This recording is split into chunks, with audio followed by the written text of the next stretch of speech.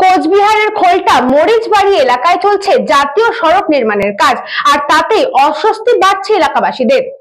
কোচবিহারের খোলটা মরিচবাড়ি এলাকায় চলছে জাতীয় সড়ক নির্মাণের কাজ, আর এতেই অস্বস্তি বাড়ছে এলাকাবাসীদের। প্রতিদিন ওভারলোডের ডাম্পার পাথর বালি সহ নির্মাণ সামগ্রী বহন করে চলেছে। এর ফলে অতিষ্ঠ হয়ে উঠেছে এলাকাবাসী।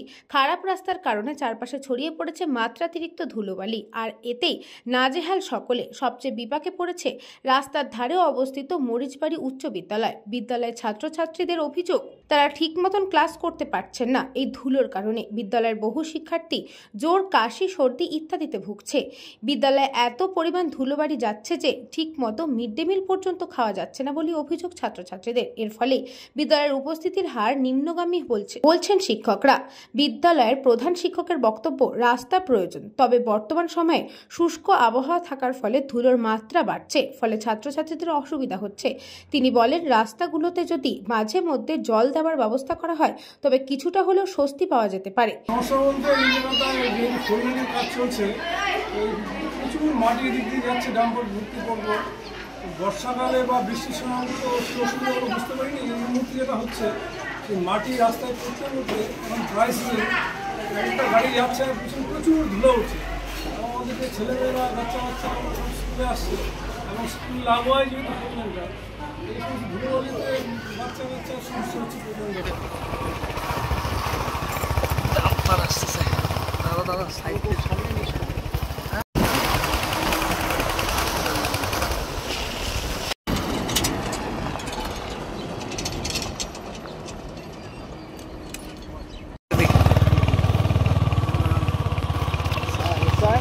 বলতে দাদা, এটা তো বিগত 2 বছর থেকে এই 4 লেন যেদিন থেকে কাজ শুরু করছে সেদিন থেকে এই একটা ছোট রাস্তা, যে ছোট রাস্তা দিয়ে আমাদের মানে চলাফেরা, এদিকে মোটামুটি 2000 পরিবারের যে যাতায়াত রাস্তা, এটাই এই রাস্তাটা যেদিন থেকে 4 লেন শুরু করবে, তারা এই রাস্তা দিয়ে ডাম্পার দিন রাত্রি ওভারলোডিং, হ্যাঁ, এত ডাম্পার চলাফেরা করছে যে সাধারণ মানুষ যেতে অসুবিধা হচ্ছে।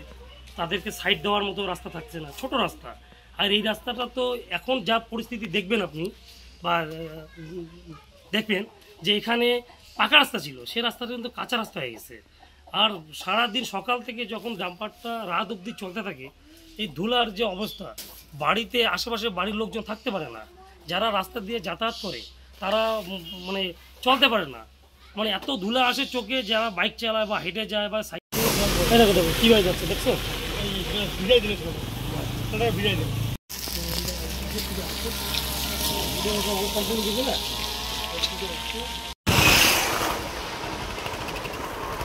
যে কোনো সময় আমি কিছুদিন আগে দেখলাম তুফানগঞ্জের দিকে একটা ওভারলোডিং ডাম্পার। কার স্বার্থ, ব্যক্তির স্বার্থ চারিত্র করার জন্য জনগণের তো হয়রানি হতে পারে না।